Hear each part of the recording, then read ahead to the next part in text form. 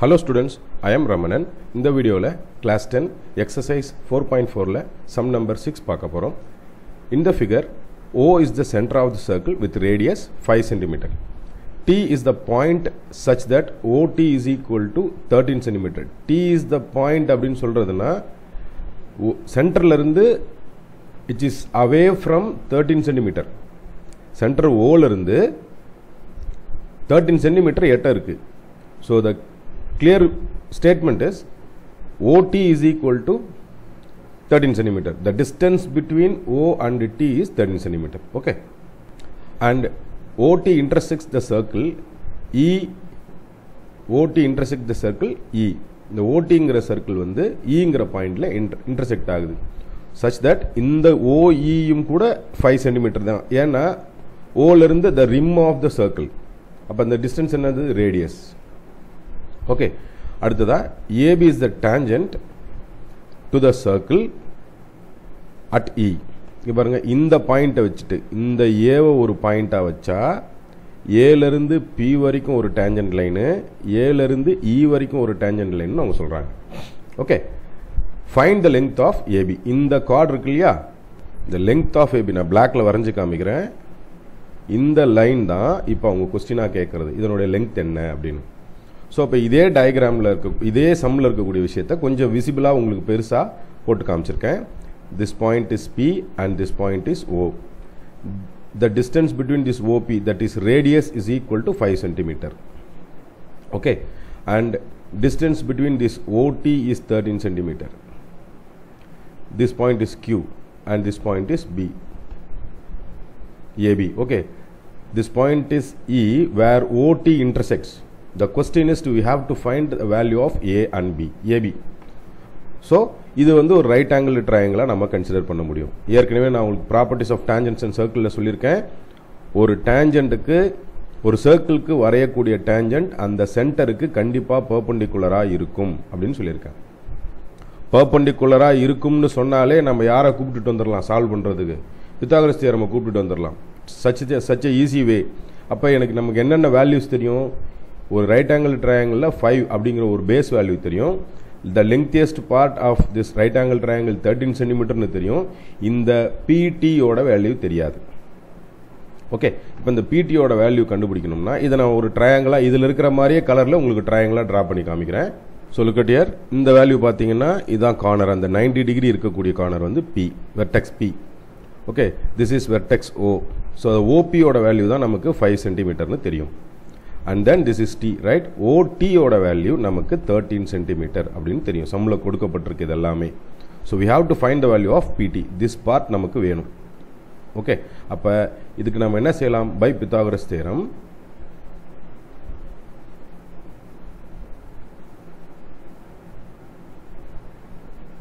okay, hypotenuse square, that is OT square, sorry, OT square is equal to PT square plus OP square. இல்லையா? hypotenuse square is equal to this part square and plus this part square. நமக்கு Pythagoras தியரம்ல இத படிச்சிருக்கோம். OT யோட value நமக்கு தெரியும் 13 and whole square plus PT யோட value நம்ம கண்டுபிடிக்க போறோம். அது அப்படியே இருக்கட்டும். OP யோட value 5 cm and whole square. So value of 13 cm and 13 square is 169.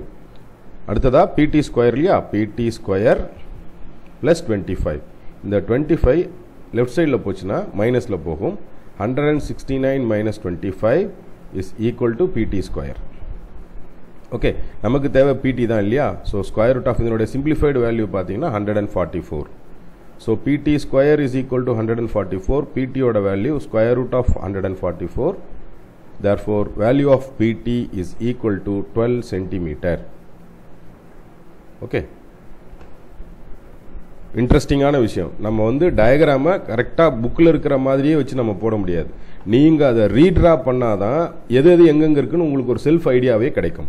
Okay. இந்த வேல்யூ கண்டுபிடிச்சாச்சு. that is PT is equal to 12 cm. Next அடுத்ததா இதுலயே ஒரு இன்ஃபர்மேஷன் இருக்கு. PT யோட value PT is equal to 12 cm அப்படின்னா QT யும் அதே வேல்யூ தான் வரும். ஏன்னா tangent to a circle from the external points always equal. ஒரு வெளியில இருக்கக்கூடிய ஒரு பாயிண்ட்ல இருந்து அந்த டான்ஜென்ட்ஸ்க்கு அந்த சர்க்கிளுக்கு ரெண்டு டான்ஜென்ட் வரைய முடியும். ரெண்டு டான்ஜென்ட்டுமே ஈக்குவல் லெங்க்த்ல இருக்கும். ஓகே, அப்ப இந்த வேல்யூ நமக்கு இந்த சம்ஸ் கடைசியா சால்வ் பண்ணும்போது தேவைப்படலாம். ஓகே, அடுத்ததா இது ஒரு இன்ஃபர்மேஷனாகவும் நம்ம எழுதி வச்சுக்கிறது நல்லது. இப்போ நாம இந்த ஏபியோட லெங்த் கண்டுபிடிக்கணும்னா இந்த ஏஇயோட லெங்த் வேணும் இல்லையா? இந்த ஏஇயோட லெங்த் பார்ட் எப்படி நம்ம கண்டுபிடிக்க போறோம்? இப்போ second part of this sum. அப்போ இந்த ஓடியோட லெங்த் பார்த்தீங்கன்னா 13 centimetre. Okay, if this is 5, இந்த 5 சென்டிமீட்டர் ரேடியஸ்ன்னு சொன்னோமா சம்மோட ஸ்டார்டிங்கில். அப்போ இடியோட லெங்த் வேணும். ED is equal to total length ஓடியிலிருந்து ஓஇயை சப்ராக்ட் பண்ண போகிறோம். ரெண்டுமே தெரிஞ்ச வேல்யூ. 13லேருந்து 5 சப்ராக்ட் பண்ணிட்டா இடியோட வேல்யூ 8 சென்டிமீட்டர். ஓகே, நம்ம டயக்ராமில் குறிச்சிடலாம். இந்த பக்கத்தில் இந்த பார்ட் நமக்கு பி, இது ஓ, இது ஏ, இது இ, இது டி. இப்போ நமக்கு என்ன வேல்யூ கிடைச்சிருச்சு? இந்த வேல்யூவும் 5 சென்டிமீட்டர், கியூஇயும் 5 சென்டிமீட்டர் இல்லையா?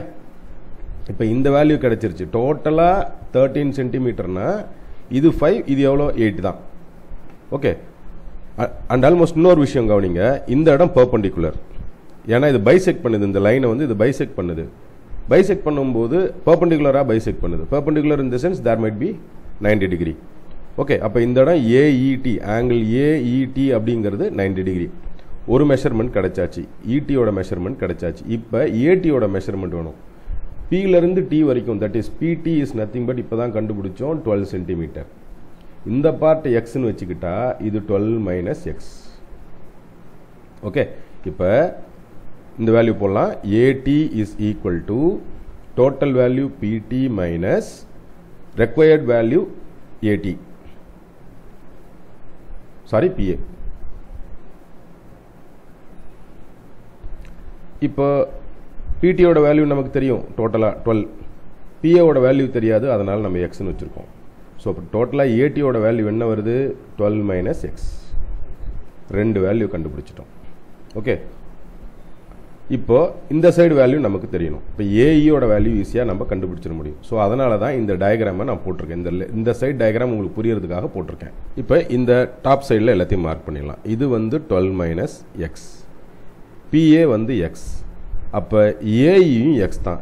ஏன் ஏஇயும் எக்ஸு? ஒரு சர்க்கிள் இருக்குது, சிம்பிளாக போட்டு காமிக்கிறேன். இந்த சர்க்கிளுக்கு ரெண்டு டேஞ்சன்ட் வரைஞ்சோம்னா இந்த பாயிண்ட்லேருந்து இந்த பாயிண்ட் வரைக்கும் பி ஏபி, இது எக்ஸ்னா இதுவும் அதே தானே. Tangents Tran from an external point to a circle is always equal in length இல்லையா? அப்போ ஏஇயும் எக்ஸ் தானே.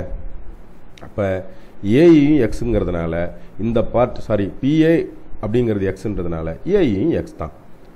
Now we are having perfect right angle triangle. Okay, அதையும் நான் தனியாக உங்களுக்கு வரைஞ்சி காமிச்சிடுறேன். இப்போ இந்த ட்ரையாங்கிள்லேருந்து நம்ம தனியாக பிரித்தது இங்கே பாருங்கள். இதனுடைய வேல்யூ ஏ, இதனுடைய வேல்யூ இ, இந்த வெர்டெக்ஸ் டி இல்லையா? இப்போ நியூமெரிக்கல் வேல்யூ ஃபார் இடி இஸ் 8 சென்டிமீட்டர். இது எக்ஸ். ஏன்னா இந்த பார்ட் எக்ஸ். ஏன் அப்படின்னா பிஏவும் எக்ஸு, பிஏவும் அதாவது ஏபியும் ஏஇயும் டேஞ்சன்ஸ் ஃபார் தி சர்க்கிள். சம்லேயே ஸ்டார்டிங்கில் கொடுத்துருக்காங்க. இதையும் நாம் ஃபைண்ட் அவுட் பண்ணியாச்சு. This is 12 minus X. இப்போ ஒரு ரைட் ஆங்கிள் ட்ரையாங்கிளுக்கு தேவையான 3 மெஷர்மெண்ட் கிடச்சிச்சு ஒரே ஒரு வேரியபிளோட. இந்த வேரியபிளை நம்ம பித்தாகரஸ் தியரம் யூஸ் பண்ணி நம்ம ஈஸியாக கண்டுபிடிச்சிடலாம். Okay, now by Pythagoras theorem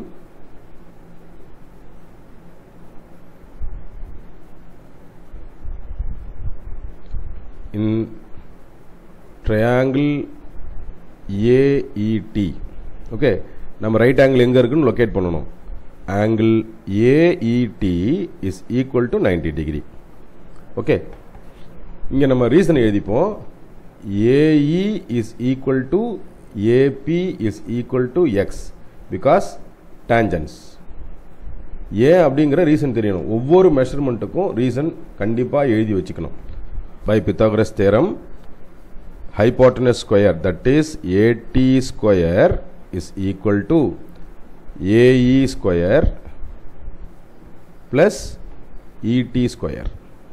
okay AD ஸ்கொயரோட வேல்யூ என்ன 12 minus X the whole square. AE square நமக்கு தெரியாது, அது எக்ஸ்ன்னு வச்சுருக்கோம், எக்ஸ் ஸ்கொயர் ப்ளஸ் இடி ஸ்கொயரோட வேல்யூ 8 ஸ்கொயர். இது A minus B whole square ஃபார்மேட்டில் எக்ஸ்பேண்ட் பண்ணிக்கலாமா? அப்போ 144 வரும். A square plus B square minus 2ab minus 2 into 12 24 24x minus 24x. Right சைடில் ஒரு எக்ஸ் ஸ்கொயர் இருக்குது ப்ளஸ் 64. இந்த எக்ஸ் ஸ்கொயரும் இந்த எக்ஸ் ஸ்கொயரும் ரைட் லெஃப்ட் மாறும்போது கேன்சல் ஆகிடும். இப்போ இந்த 24x அந்த பக்கமும் ரைட் சைட்லையும் இந்த 64 லெஃப்ட் சைட்லையும் வரப்போகுது. ரைட் சைடில் போட்டுக்கிறேன். 144 minus 64x equal to plus 24x. Okay, 144 minus 64 equal to 24x. இப்போ இது ரெண்டையும் சிம்பிளிஃபை பண்ணால் 80 கிடைக்கும். 24x நமக்கு தேவை x தான். 24 டிவிஷனில் தள்ளிடலாம். 80 by 24 is equal to x. Cancel பண்ணோம்னா 8 டேபிளால் கேன்சல் பண்ணலாம். 10 times of 8 and 3 times of 8. Therefore value of x is equal to 10 by 3. நமக்கு தேவை x மட்டும் இல்லை, எக்ஸுங்கிறது ஏஇ வரைக்கும் தான். நமக்கு தேவை இதுவும் தான். இப்போ ஈக்குவல் டிஸ்டன்ஸ் தானே ரெண்டுமே. அப்போ AB is equal to 2 times of AE, அதான் அர்த்தம். 2 மடங்கு இல்லையா? அப்போ 2 இன்ட்டு எக்ஸ் ஏஇயோட வேல்யூ. எக்ஸோட வேல்யூ என்ன கண்டுபிடிச்சிருக்கோம்? 10 by 3. மல்டிப்ளை பண்ணால் 20 by 3. இது யாரோட வேல்யூ? ஏபியோட டோட்டல் லென்த் 20 by 3 சென்டிமீட்டர். இதை நீங்கள் இப்படியே ஃப்ராக்ஷனில் போட்டாலும் கரெக்டு தான். or AB is equal to 6.66 சென்டிமீட்டர்னு டெசிமலில் போட்டாலும் கரெக்டு தான். whichever it is, தப்பு கிடையாது. ஓகே, ஸோ நம்ம ஆன்சர் என்ன? ஏபியோட வேல்யூ கண்டுபிடிக்கணும். therefore இந்த ஏபியோட வேல்யூ நமக்கு என்னென்னு கிடச்சிருக்கு? இப்போ டோட்டலாக 6.66 சென்டிமீட்டர் ஆர் 20 by 3 சென்டிமீட்டர்னு கிடச்சிருக்கு. ஓகே, நான் நடத்தின இந்த சம் உங்களுக்கு ரொம்ப ஈஸியாக புரிஞ்சிருக்கும்னு நினைக்கிறேன் ஸ்டூடெண்ட்ஸ். தேங்க்யூ.